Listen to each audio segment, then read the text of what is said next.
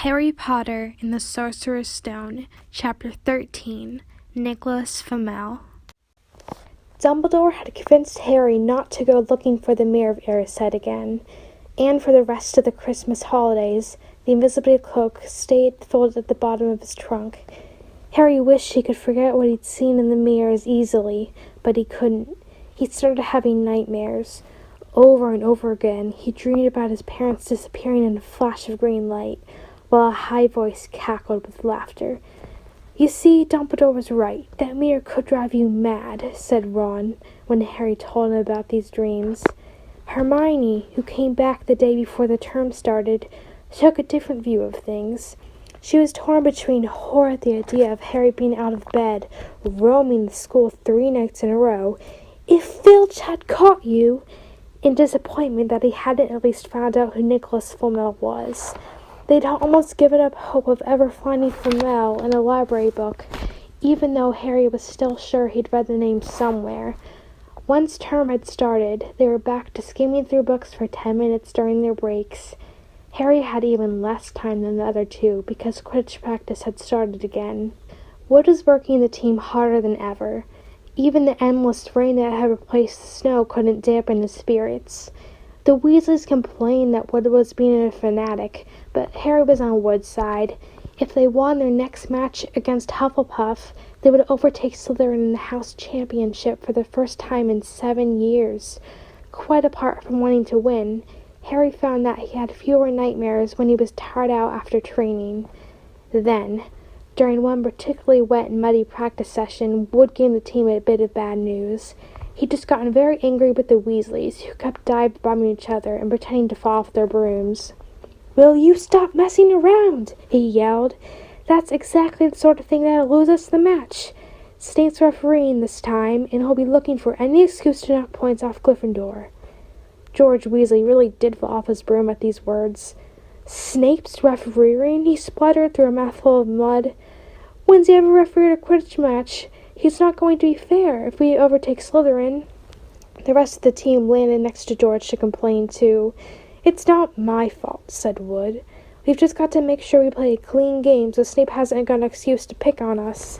Which is all very well, thought Harry, but he had another reason for not wanting Snape near him while he was playing Quidditch. The rest of the team hung back to talk to one another, as usual at the end of practice, but Harry headed straight back to the Gryffindor common room, where he found Ron and Hermione playing chess. Chess was the only thing Hermione had ever lost at, something Harry and Ron thought was very good for her. "Don't talk to me for a moment," said Ron when Harry sat down next to him. "I need to He caught sight of Harry's face. "What's the matter with you? You look terrible." Speaking quietly so that no one else would hear, Harry told the other two about Snape's sudden sinister desire to be a Quidditch referee. "Don't play," Hermione said at once. "Say you're ill," said Ron. "Pretend to break your leg," Hermione suggested. "Really break your leg," said Ron. "I can't," said Harry. "There isn't a reserve seeker. If I back out, Gryffindor can't play at all." At that moment, Neville toppled into the common room. How he had managed to climb up through the portrait hole was anyone's guess, but his legs had been stuck together with what they recognized as once to be a leg locker curse. He must have had to bunny hop all the way up to the Gryffindor tower. Everyone fell over laughing, except Hermione, who leapt up and performed the counter curse. Neville's legs break apart, and he got to his feet, trembling. "What happened?" Hermione asked him, leading him over to sit with Harry and Ron. "Malfoy," said Neville shakily. "I met him outside of the library. He said he'd been looking for someone to practice that on."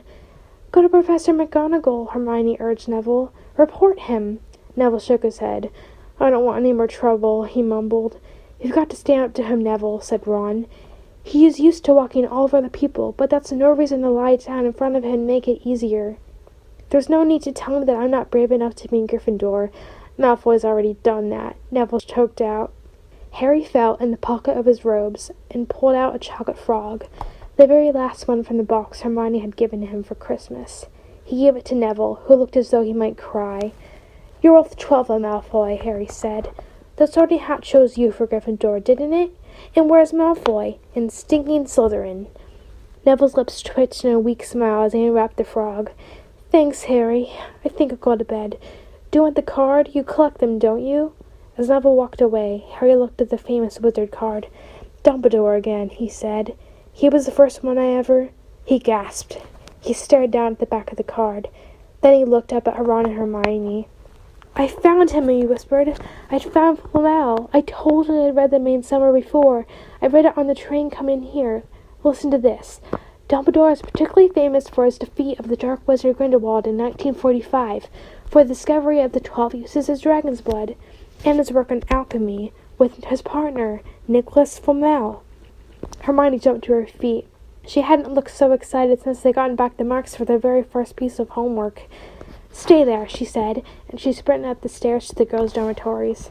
Harry and Ron barely had time to exchange mystified looks before she was dashing back, an enormous old book in her arms. "I never thought to look in here," she whispered excitedly. "I got this out of the library a few weeks ago for a bit of light reading."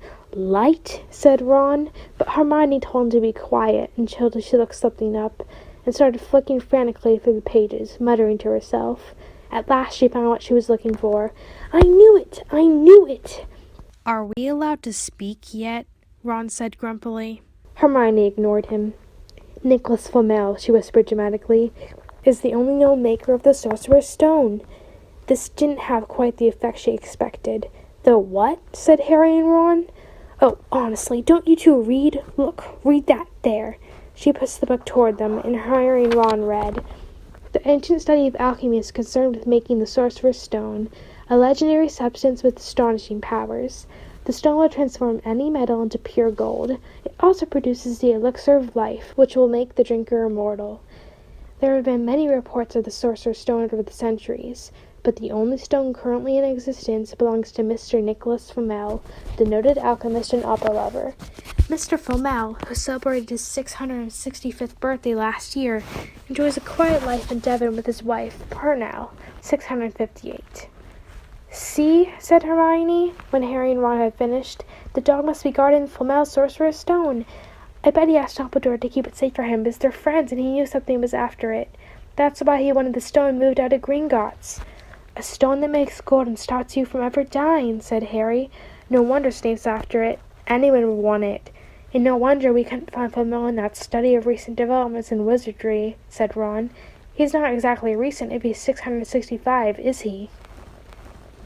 The next morning, in defense against the dark arts, while copying down different ways of treating werewolf bites, Harry and Ron were still discussing what they'd do with the Sorcerer's Stone if they ever had one. It wasn't until Ron said he'd buy his own Quidditch team that Harry remembered about Snape and the coming match. "I'm going to play," he told Ron and Hermione. "If I don't, all the Slytherins will think that I'm just too scared to face Snape. I'll show them. It'll really wipe the smiles off their faces if we win." "Just as long as we're not wiping you off the field," said Hermione. As the match grew nearer, however, Harry became more and more nervous. Whatever he told Ron and Hermione, the rest of the team wasn't too calm either. The idea of overtaking Slytherin in the House Championship was wonderful. No one had ever done it for 7 years. But would they be allowed to, with such a biased referee? Harry didn't know whether he was imagining it or not, but he seemed to keep running into Snape wherever he went. At times he even wondered whether Snape was following him, trying to catch him on his own. Potion lessons were turning into a sort of weekly torture. Snape was so horrible to Harry. Could Snape possibly know that they found out about the Sorcerer's Stone? Harry didn't see how he could.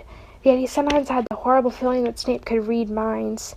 Harry knew, when they wished him good luck outside the locker room, that Hermione and Ron were wondering whether they'd ever see him alive again. This wasn't what you call comforting. Harry hardly heard a word of Wood's pep talk as he pulled on his Quidditch ropes and picked up his Nimbus 2000.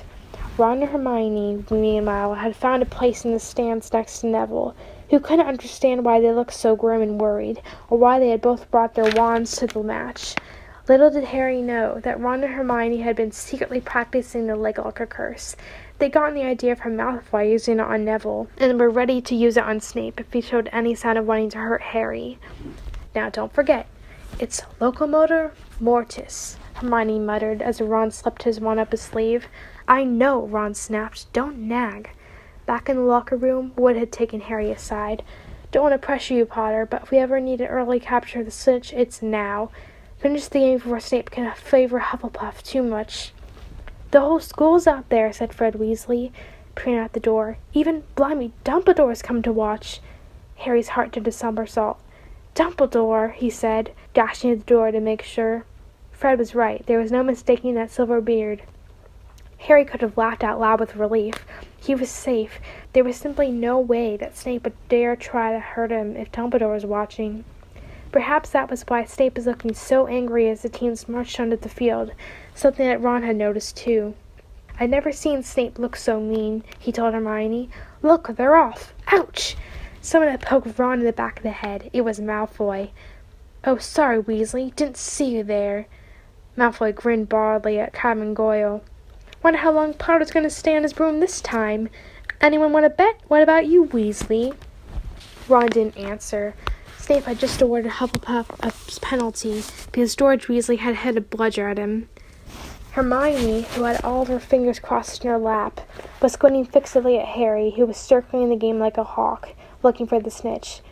"You know how you think they choose people for the Gryffindor team?" said Malfoy loudly a few minutes later, as Snape awarded Hufflepuff another penalty for no reason at all. "It's people they feel sorry for. See, there's Potter, who's got no parents. Then there's the Weasleys, who's got no money. And you should be on the team, Longbottom. You've got no brains." Neville went bright red, but turned in his seat to face Malfoy. "I'm worth 12 of you, Malfoy," he stammered. Malfoy, Crabbe, and Goyle howled with laughter, but Ron, still not daring to take his eyes off from the game, said, "You tell him, Neville. Longbottom, if brains were gold, you'd be poorer than Weasley, and that's saying something." Ron's nerves were already stretched to the breaking point with anxiety about Harry. "I'm warning you, Malfoy. One more word—" "Ron," said Hermione suddenly. "Harry!" "What? Where?" Harry had suddenly gone into a spectacular dive, which drew gasps and cheers from the crowd. Hermione stood up, her crossed fingers in her mouth, as Harry streaked towards the ground like a bullet. "You're in luck, Weasley. Potter's obviously spotted some money on the ground," said Malfoy. Ron snapped. Before Malfoy knew what was happening, Ron was on top of him, wrestling to the ground. Neville hesitated, then clambered over the back of the seat to help. "Come on, Harry," Hermione screamed, leaping onto her seat to watch as Harry sped straight at Snape. She didn't even notice Malfoy and Ron rolling under her seat, or the scuffles and yelps coming from the whirl of fists that was Neville, Crabbe, and Goyle. Up in the air, Snape turned on his broomstick just in time to see something scarlet shoot past him, missing him by inches. The next second, Harry had pulled out of the dive, his arm raised in triumph, the snitch clasped in his hands. The stands erupted. It had to be a record. No one could ever remember the snitch being caught so quickly. "Ron! Ron, where are you? The game's over. Harry's won. We've won. Gryffindor's in the lead," shrieked Hermione, dancing up and down in her seat and hugging Parvati Patil in the row in front. Harry jumped off his broom, a foot from the ground. He couldn't believe it. He'd done it. The game was over. It had barely lasted 5 minutes. As the Gryffindors came spilling onto the field, he saw Snape land nearby, white-faced and tight-lipped. Then Harry felt a hand on his shoulder and looked up into Dumbledore's smiling face. "Well done," said Dumbledore quietly, so that only Harry could hear him. "Nice to see you have been brooding about that mirror. Been keeping busy. Excellent." Snape spat bitterly in the ground. Harry left the locker room alone sometime later to take his Nimbus 2000 back to the broom shed. He couldn't ever remember feeling happier. He'd really done something to be proud of now. No one could say he was just a famous name anymore. The evening air had never smelled so sweet. He walked over the damp glass, reliving the last hour on his head, which was a happy blur. Gryffindors running to lift him onto their shoulders, Ron and Hermione in the distance, jumping up and down, Ron cheering through a heavy nosebleed. Harry had reached the shed. He leaned against the wooden door and looked up at Hogwarts, with its windows glowing red in the setting sun. Gryffindor in the lead. He'd done it. He'd shown Snape. And speaking of Snape, a hooded figure came swiftly down the front steps of the castle.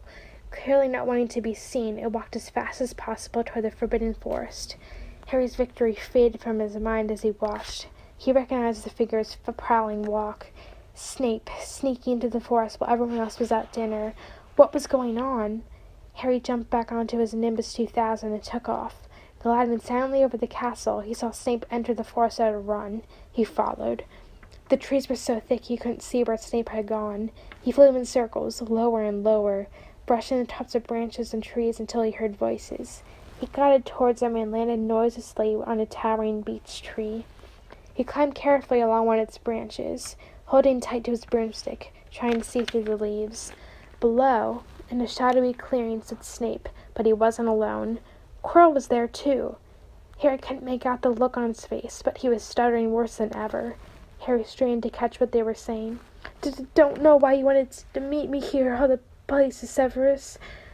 Oh, I thought we'd keep this private, said Snape, his voice icy. Students aren't supposed to know about the Sorcerer's Stone, after all. Harry leaned forward. Quirrell was mumbling something again. Snape interrupted him. Have you found out how to get past that beast of Hagrid's yet? But Severus, You don't want me as your enemy, Quirrell, said Snape, taking a step towards him. I don't know what you know perfectly well what I mean. An owl hooted loudly, and Harry nearly fell out of the tree. He steadied himself in time to hear Snape say, Your little bit of hocus-pocus. I'm waiting. But I don't... Very well, Snape cut in. We'll have another little chat soon, when you have time to think things over and decide where your loyalties lie. He threw his cloak over his head and strode out of the clearing. It was almost dark now, but Harry could see Quirrell standing quite as though he was petrified. Harry, where have you been? Hermione squeaked. We won! You won! We won! Shouted Ron, thumping Harry in the back. And I gave Malfoy a black eye, and Neville tried to take on Crabbe and Goyle single-handed. He's still out cold, but Madame Pomfrey says he'll be all right. Talk about showing Slytherin. Everyone's waiting for you in the common room. We're having a party. Fred and George stole some cakes and stuff from the kitchens. Never mind that now, said Harry breathlessly. Let's find an empty room. You wait till you hear this. He made sure Peeves wasn't inside before shutting the door behind them. Then he told them what he'd seen and heard. So we were right. It is the Sorcerer's Stone, and Snape's trying to force Quirrell to help him to get it. He asked if he knew how to get past Fluffy, and he said something about Quirrell's hocus-pocus. I reckon there are other things guarding that stone apart from Fluffy. Loads of enchantments, probably. And Quirrell would have done some anti-dark arts spell that Snape needs to break through. So you mean the stone's only safe as long as Quirrell stands up to Snape? Said Hermione in alarm.